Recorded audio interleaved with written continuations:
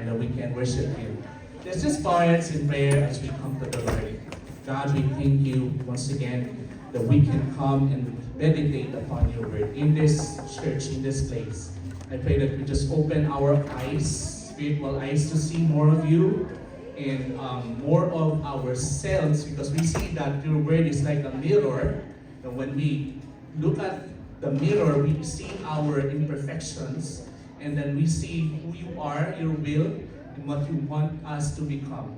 And so we pray that as we mirror ourselves, Lord, into your word today, that you will continue to allow us to see what you want for your people and for your children, especially for your church here in Saskatoon. We pray that you would allow the Holy Spirit to be the ultimate teacher for today. Because we pray, God, in your name, in Jesus' name, amen.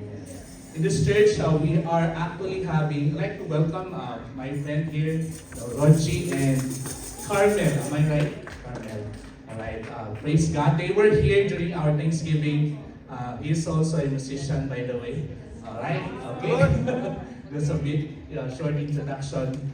No signal here. Let me just...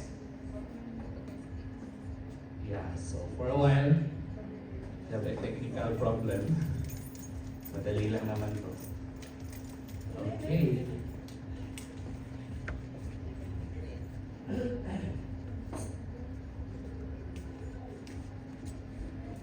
Alright, there you go.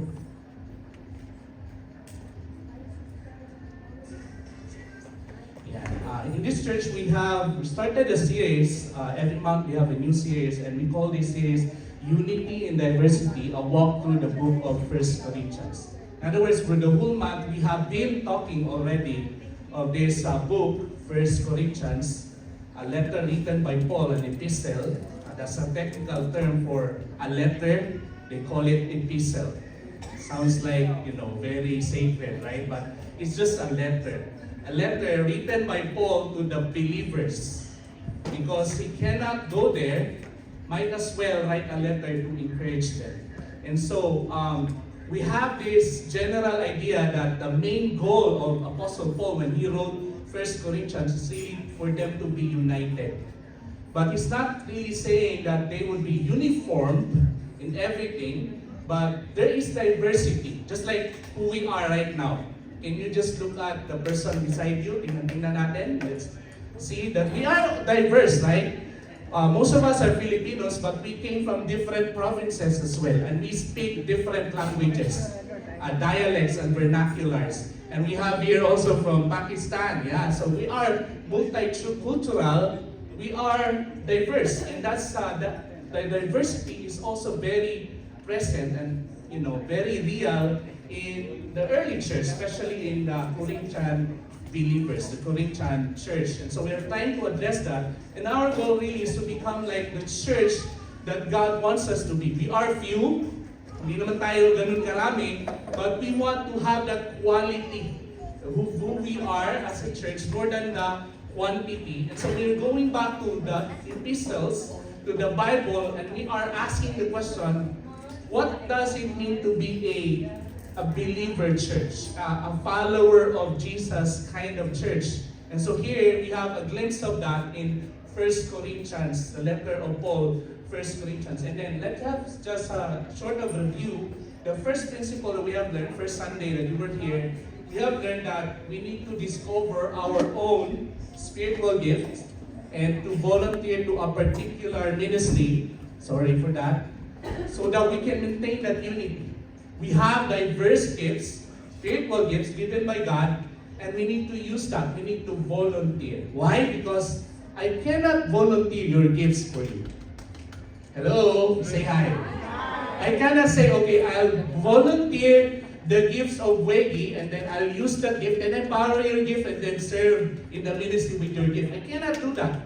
Alright? And so, it's revealed in this epistle, especially in 1 Corinthians chapter 12, we have covered that first week, that we have diverse gifts given by one Spirit, one Lord, for the use of the ministry, service. That's why we volunteer our gifts. And so we had that the first week, and then second week, we covered that the motivation, the main motivation of using our gift is it should be love. If it is not love, then it would be draining, very draining. When we serve without love, boy, that is very tiring. Let me speak a little bit in Tagalog and then I'll translate that. Naranasan nyo na nanghugas ng plato na wala kayong kaamor-amor, pagmamahal? Have you ever tried washing the dishes without love? Not out of love. Because it's compulsory and you don't have the choice, but that's your turn to wash the dishes. Right? It's very tiring even if the plate is very light, small, but it seems like it's very heavy because we don't serve out of love. And that's why Apostle Paul in chapter 13 of 1 Corinthians, he addressed that. You know, even if you are so gifted and if you don't have love, not my word, the words of Apostle Paul, you are nothing. You gain nothing. Wow. Very strong. And we have covered that last week. Now we go to the aspect of the motivation plus the goal. The motivation is out of love, and we need to serve, and we need to use our spiritual gift with the love that we have for the Lord and for one another. But what is the goal for using our spiritual gift? And we will talk about that, and we will cover one chapter again, and that will be chapter 14. So if you have your Bibles with you, I want you to open to 1 Corinthians chapter 14. Just leave it open. If you have your cell phones, you can do that. And let's talk about this, okay? So the early believers in Corinth, the church, was not a perfect church. In fact, it was filled with a lot of problems. In a way, it's problematic. I'm not saying that everything is wrong in the church. They had, something that is right. Of course, Jesus is their Lord and Savior and have their relationship with the Lord. But it's problematic in a way. And Paul, early on in his epistle, we have covered that they have many problems. And that's a reality. Remember, I told you the last time that if you were a member of this church during their time, you would not want this letter to be printed and be distributed all over the world. Why? Because it's your track record. There's a lot of problems there, and you'd be ashamed at some point, even as we are. We would be shy that all the people in the world will know that we are a struggling church. No, we don't need to broadcast that. We are really a struggling church, but let's keep it among ourselves. That's the natural tendency, right? But here we are given the opportunity to know that, realistically speaking, that they are struggling, but there's hope. And because of that, we are given the opportunity to learn from this. Because we know that we are not a perfect church. Can you say amen to that? Because we are imperfectly, we are perfectly imperfect. There's such a thing as that, perfectly imperfect church. I read one book, it says we are perfectly imperfect church. So we have our own share of flaws, but then we proceed. Why? Because we are fixing our eyes on Jesus, not on our flaws together as a church. And so we have been talking about them, and one of the struggles that they had this lawsuit. In other words, someone filed a case against someone in their church. Now let me ask you, have you ever heard of churches, maybe here or in the Philippines, who had a lawsuit? They were suing one another in the church. Can you just quickly raise your hand if you have? I have heard of, some churches, they had quarrel among one another, and one stories like this, one elderly person in their church actually donated a lot, a piece of land for the church, and so they planted the church. They made a beautiful building. Unfortunately, there was no deed of donation.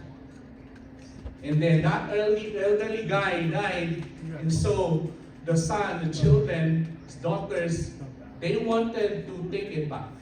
They wanted to retrieve the property, and so it started the conflict.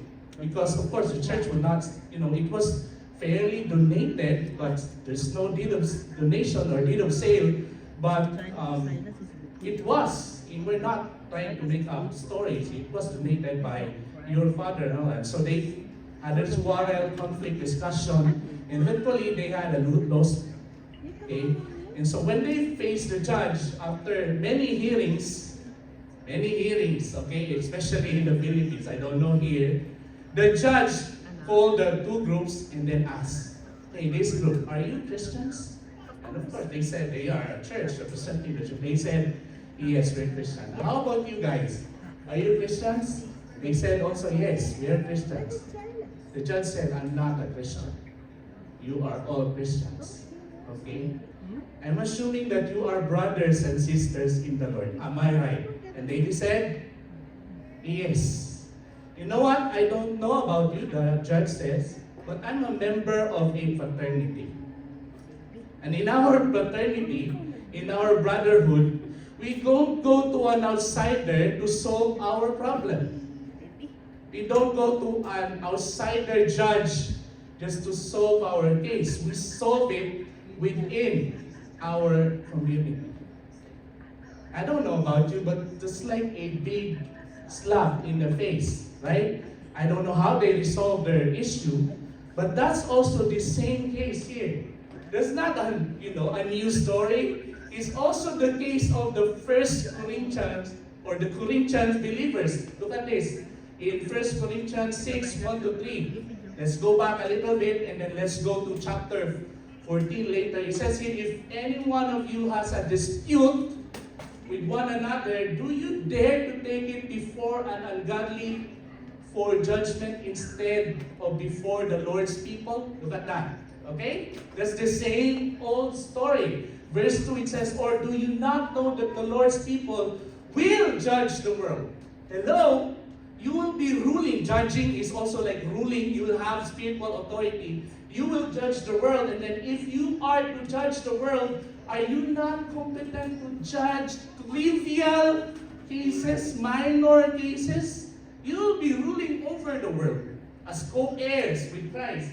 But you're not able to judge or rule over trivial cases. And then verse 3 says, do you not know that we will judge angels? In other words, we will rule over angels. Amazing, right?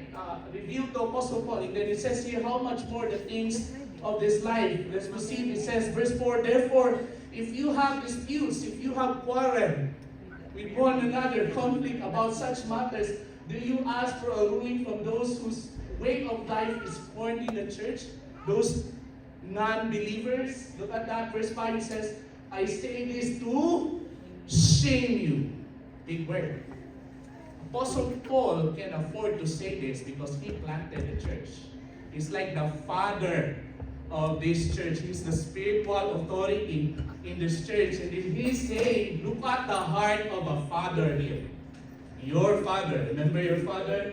I say this to shame you. Is it possible that there is nobody among you wise enough to judge a dispute between believers?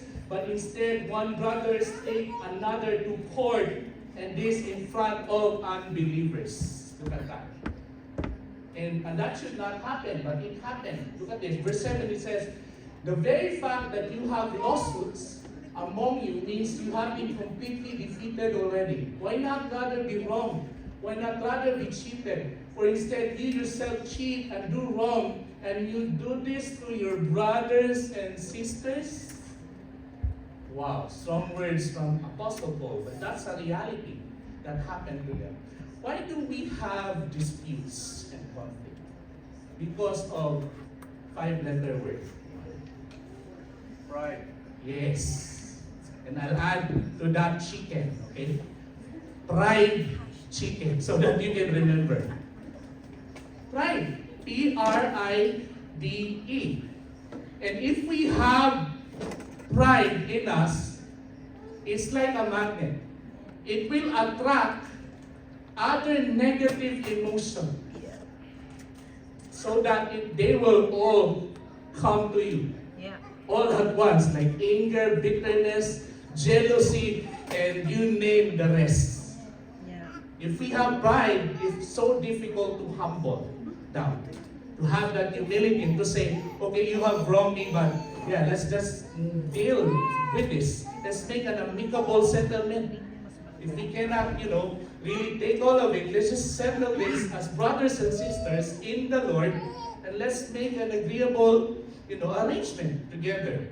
You humble yourself, even if you are wronged by someone, we can still release forgiveness if we don't have pride. But if we have pride chicken in our hearts, it will be very difficult to do that. And they struggled with that. And the Apostle Paul reminded them, look at this, verse 8 of chapter 1, verse 8. And chapter 8, verse 1 rather, of 1 Corinthians.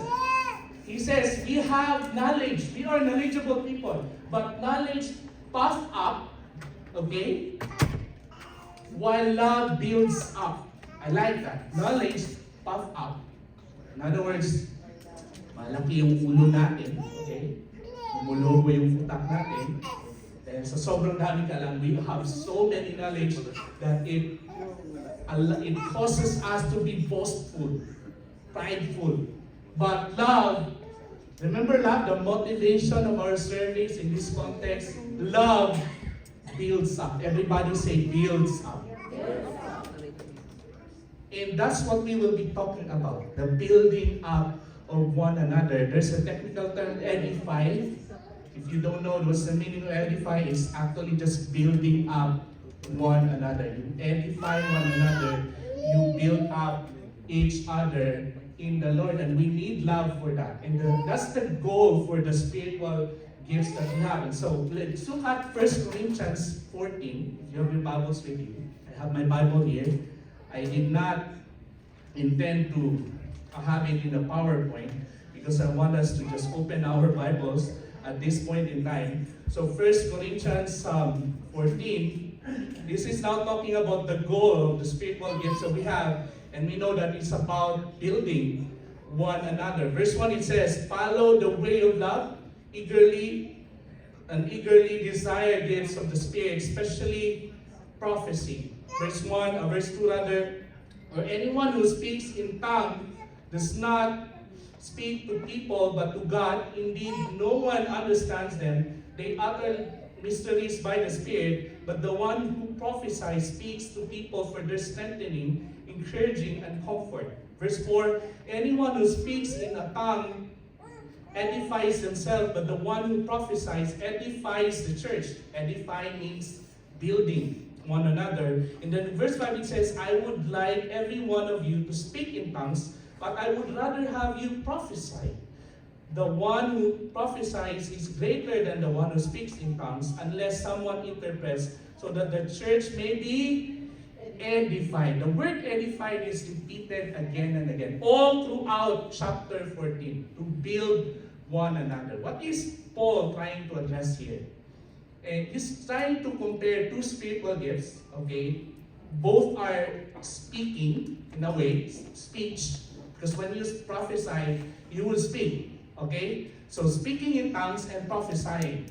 And it's very clear that he's saying that prophesying, so we need to define terms here. Prophesying is actually telling the will of God, declaring the will of God. Sometimes it's about the future, sometimes it's in the present. So that's prophesying. When someone declares that this is what we will do as people of God because it's revealed in this word, that's prophesying already. So in a way, preaching is like prophesying. But preaching is not talking about the future, that's also part of prophesying. Speaking in tongues is speaking in a spiritual language, heavenly language.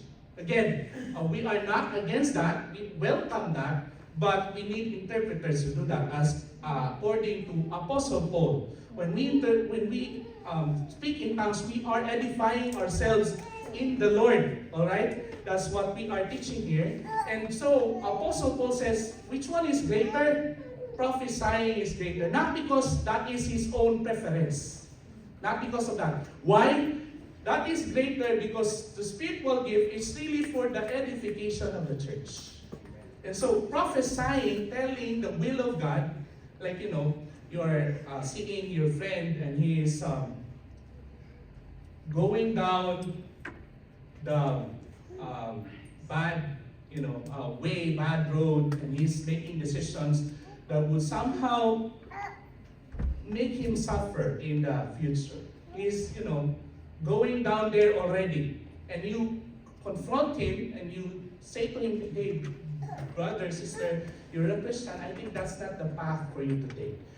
The will of God says you need to do righteousness, you need to follow him. That's already prophesying, telling the will of God in that situation. So, if we prophesy, that's greater because it's for the benefit of the church. If someone would speak and we don't understand him, it would be difficult for us. It's not saying that speaking in tongues is useless. Hello, you say hi. Hi. It's part of the gifts and it's important. But when we consider the building one another, sometimes it causes confusion because we don't understand. But if there is an interpreter, then go ahead. Because if that would be interpreted for us, then we would be edified all the more, right? Are you getting my point here? Yes. Confusion. Talking about confusion, there's a story about two friends in the Philippines, especially in Zamboanga. Have you ever been to Zamboanga? Can you just raise your hand, all right? So in Zamboanga, there are a lot of dialects, vernacular. And so one vernacular that is a native language there is Chabacano. Who speaks Chabacano here? All right? Pastor Ed, of course, it's in the blood. And then Brother Nick, I can also speak Chabacano, I've learned that, but that's not my native tongue. Another is Tauso, but then another is Cebuano or Bisaya. So, two friends, one is a Chabacano and then another is Cebuano. They were talking, good friends, but they're still struggling learning the dialect of his friend. There are two boys, okay, guys. They're talking, and then while they were walking on the road, they saw, this would be very difficult for me because I'll be translating two dialects here and then I'll be using English. So bear with me, bear with my translation. So I'll just try to illustrate to you why it's difficult if we don't understand the language. We will not be edified. All right? And so they were talking and then they were using two words for the benefit of our story and illustration for this afternoon. The first word is mata. Everybody say mata. Mata in Chabacano is to kill. So if you are familiar with Spanish, matar with the R, kill. So Chabacano is a mixture of Spanish and Filipino language. So mata is to kill. Okay, but for Cebuano, mata is eye. And so if you say mata, if you use that as a verb, you stare. Titigan in Tagalog. Alright? Now the other word is patya. So patya in Chabacano is to kick.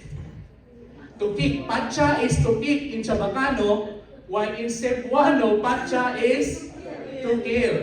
Okay? So to kill. Patya. Okay? And so they were walking and they saw this big, huge snake.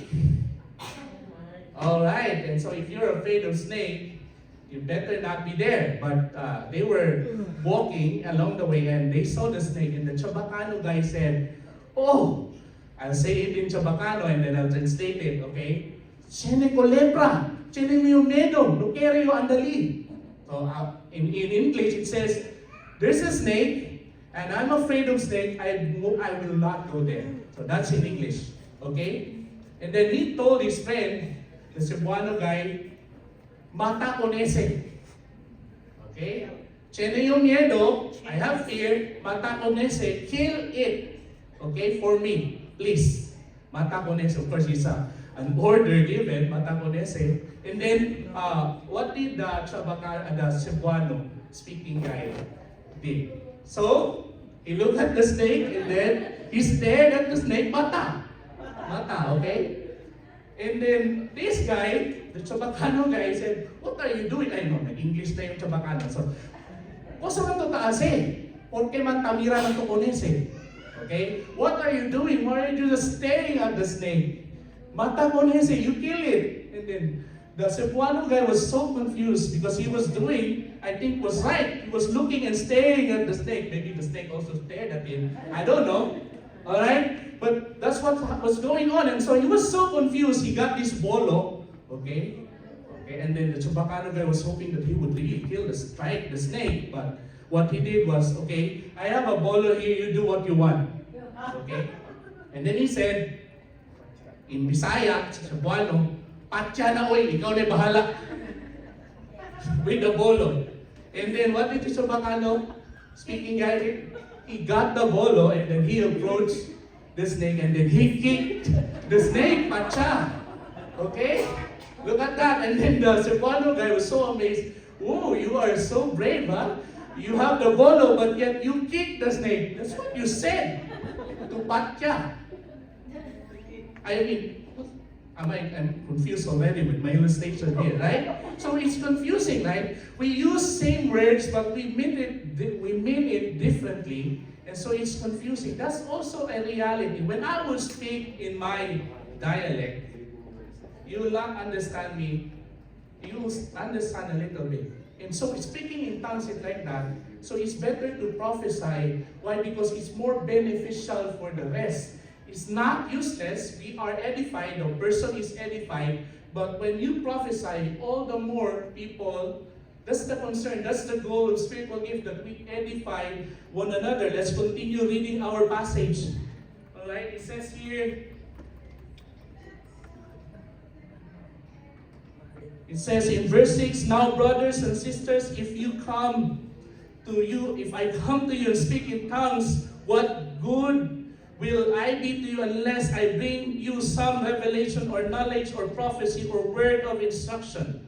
Even in the case of lifeless things that make sounds such as pipe or harp, look at that, an illustration from Apostle Paul. How will you know anyone who know what tune is being played unless there is a distinction in the notes? If there's no distinction, monotone, then how would you even describe that music, right? Again, if the trumpet does not sound a clear call, who will get ready for battle? They will sound the trumpet for a battle cry or a battle war. So if that will not happen, it's not intelligible, how will they know? In verse 9 it says, so it is with you unless you speak intelligible words or understandable words with your tongue. How will anyone know that what you are saying? You will just be speaking into the air. Undoubtedly, there are all sorts of languages in the world, yet none of them is without meaning. If then I do not grasp the meaning of what someone is saying, I am a foreigner to the speaker. I do not understand. That's why in our offices, we need to speak English out of respect to everybody, right? That's why we are trying so hard to speak in English here because, yeah, you are here, my brother. It's out of respect to all of us, especially here in Canada, a multicultural, multilingual country. And so let's proceed. It says here, try to excel in those that build up, that would edify the church. Again, it's repeated. Those that will build up the church. There's another word, all right, that I remember that is used in Cebuano but also used differently in Ilonggo. The word karon. Who among us here speaks Ilonggo? All right, we have a lot of people. Karon in Ilonggo means later. In Cebuano, karon means now.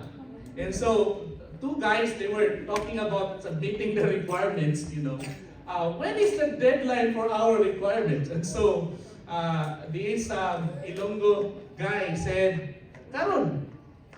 And so, the Cebuano guy got, panic.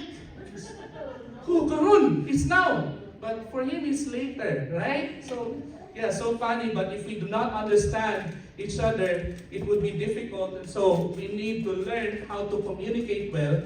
And so, that is also the goal in the First Corinthian church. Let's proceed. Now, Apostle Paul is trying to use his own experience to reason out. I'll end in this part in verse 13 to 17. It says, for this reason, the one who speaks in tongues should pray that they may interpret what they say. That's a good one. the gift of tongue plus the interpretation. For if I pray in tongue, my spirit prays, but my mind is unfruitful. So what shall I do? I will pray with my spirit, but I will also pray with my understanding. I will sing with my spirit, but also will sing with my understanding. Otherwise, when you are praising God in spirit, how can someone else who is now put into position of an inquirer say amen? How can they agree? Remember earlier we were singing and Brother Joel was leading and he was saying, when you say amen, do you agree?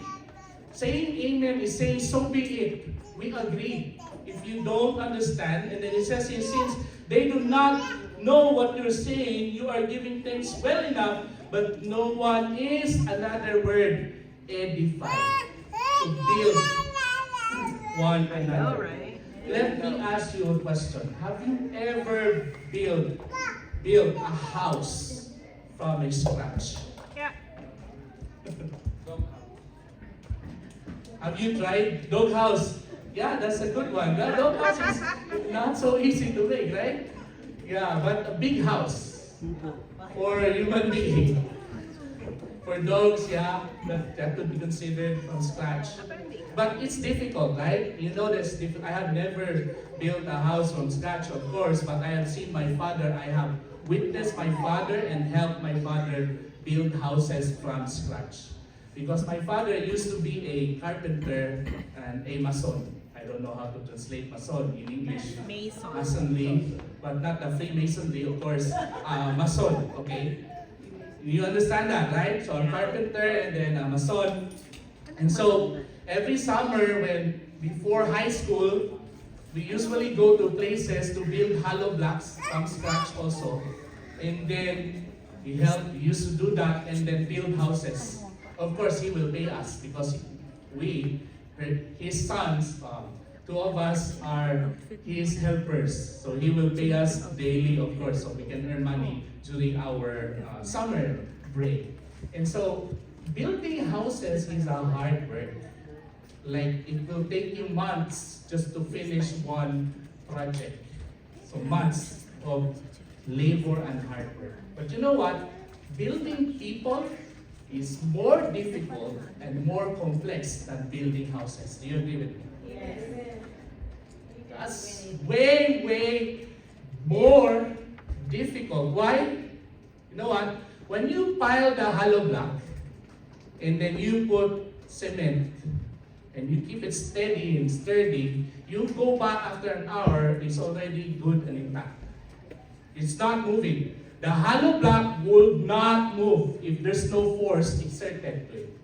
But when you try to build people, you nurture them and you let them grow, people move. Everybody say move. Move. And that's not a bad thing to move because we are alive, right? Yeah. We have problems, we have concerns, we have bills to pay, we have, anxiety sometimes. And so even if you nurture, we have parents here. Hello, parents.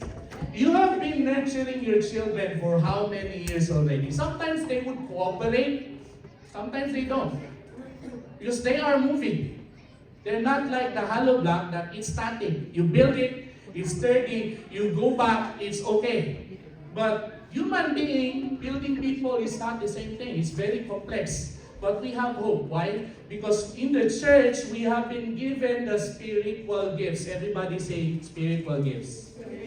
We are not basing it on our own ability to build people. How can I build people? I'm just human being. I have my own flaws, my own imperfection. How can I build you up in the Lord? It's not really you. You're just an instrument. The Spirit works, and using the spiritual gifts given to you, that you can encourage others, that they would be edified, that they would be built up in the Lord. You say hi, you say hello. Hello.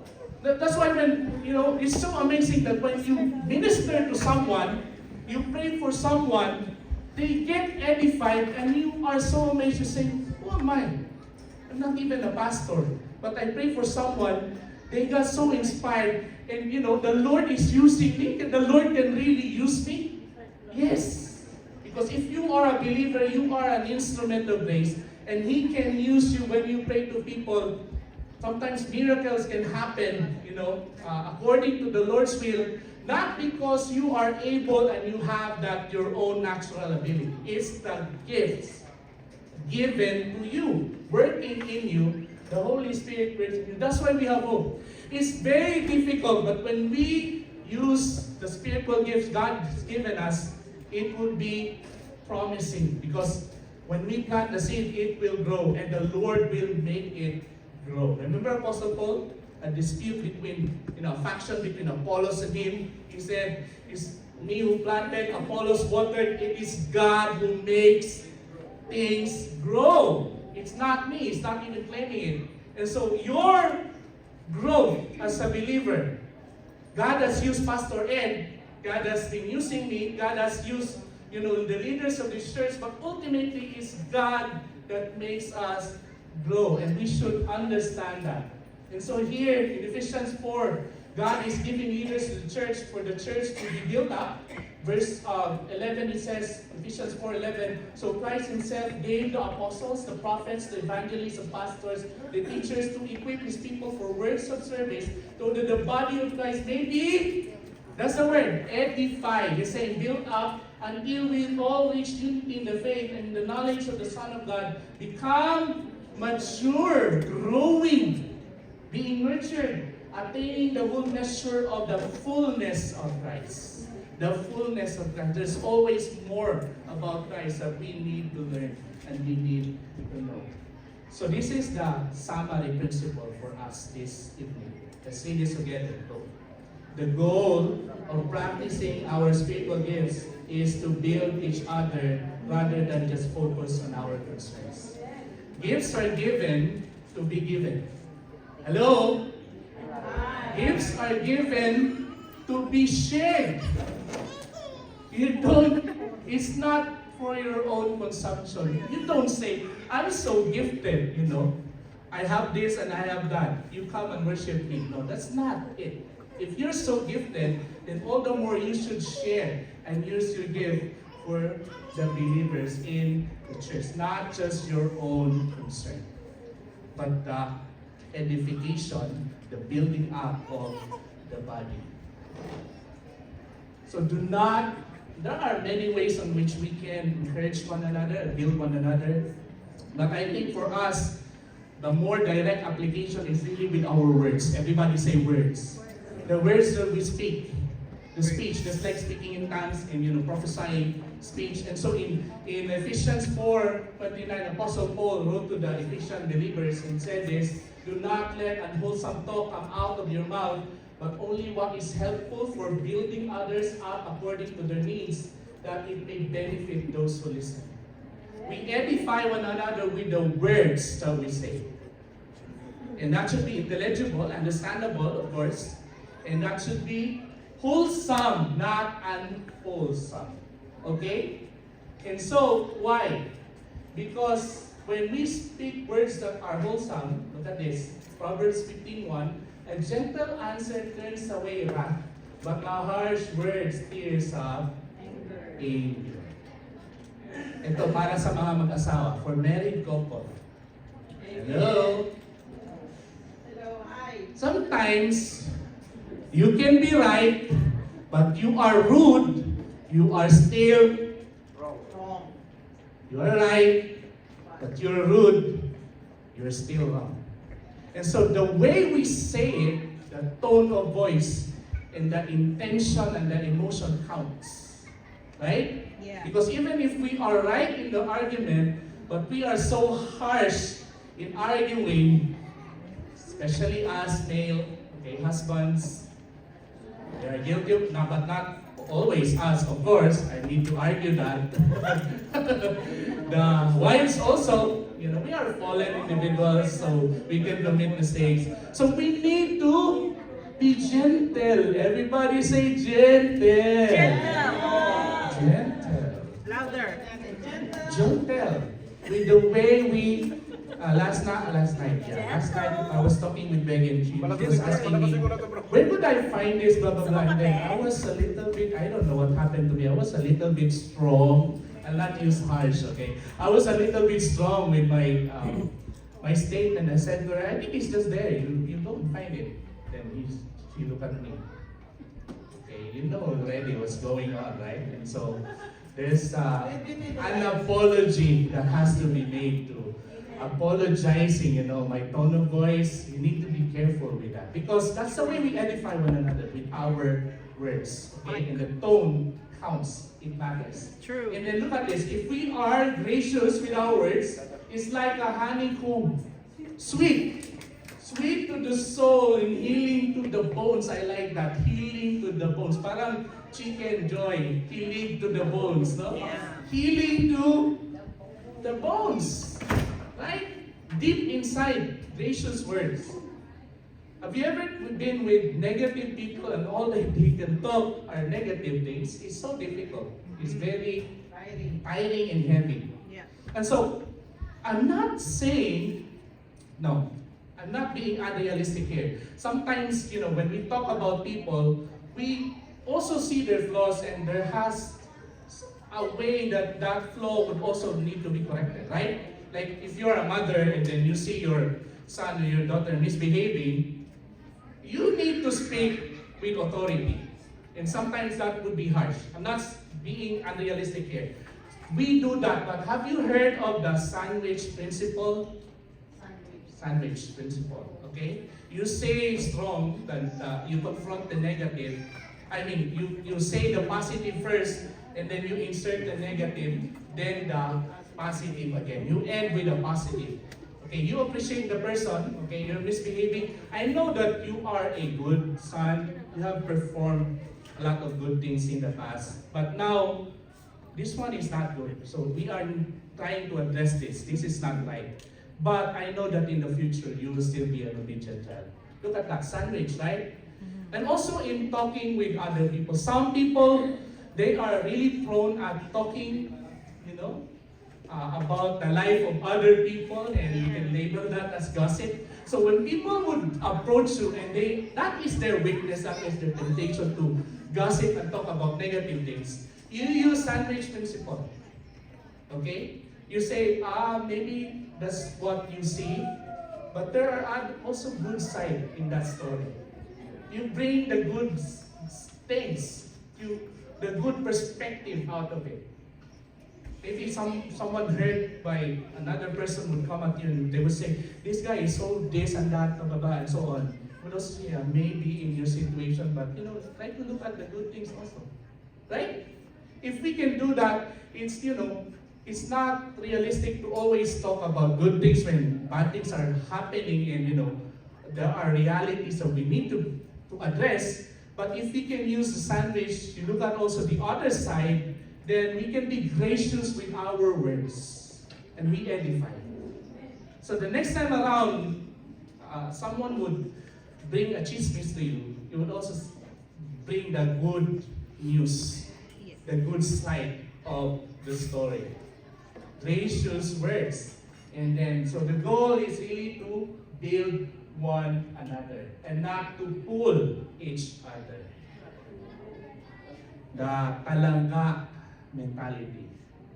Utak kalangka, the crab mentality. We should not be pulling one another, especially us, believers. And even outsiders. We should not be doing that. We should be encouraging. Rather than be following the example of crabs, let's follow the examples of ants. They have their different roles. They are diverse. The queen lays the egg. Okay, the workers, they will gather the food. The soldiers guard their colony. They function different, roles and different gifts in a way, but they are united in the colony. And that should be us as well as believers, that we should be united even if we are diverse in our culture, in our language, in our giftings. So let's go back to that one, unity in diversity. I hope that will be our goal. That the goal is to edify, that we will not go home in our gathering without us edifying someone or building one another. The best way to do that is to pray for one another. Can we just all stand, please? Let's all stand. And I call this portion, pray it forward. Pray it forward. You pray for 3 persons here. Okay? You don't need to ask for prayer requests. You just go to that person, at the back or shoulder, and then just pray a short of prayer of blessing to that person. Can we just do that? Okay? Don't just stay where you are and pray for your wife, your husband. You go to other sides and pray for one another. Let's do the pray it forward. 3 individuals, 3 person, please. Let's just worship the Lord as we edify one another in this church. Hallelujah. Dito na lang tayo muna. Asawa mo. Mamaya ulit. Thank you for magnifying my husband.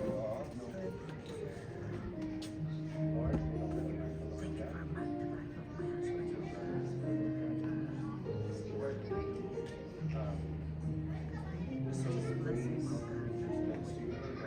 Just help her.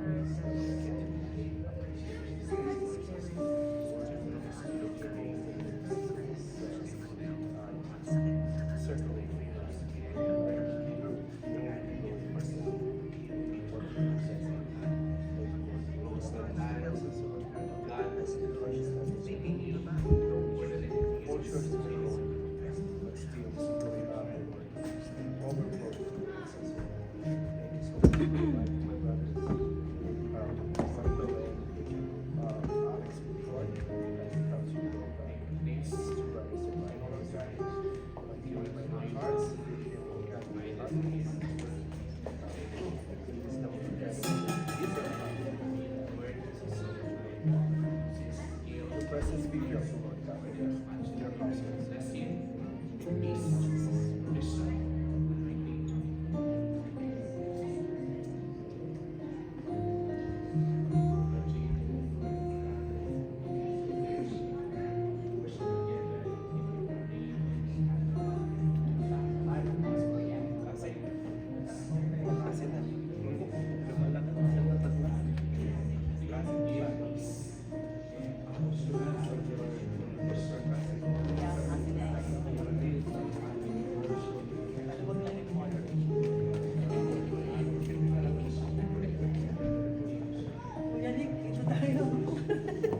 Bye-bye, miss you.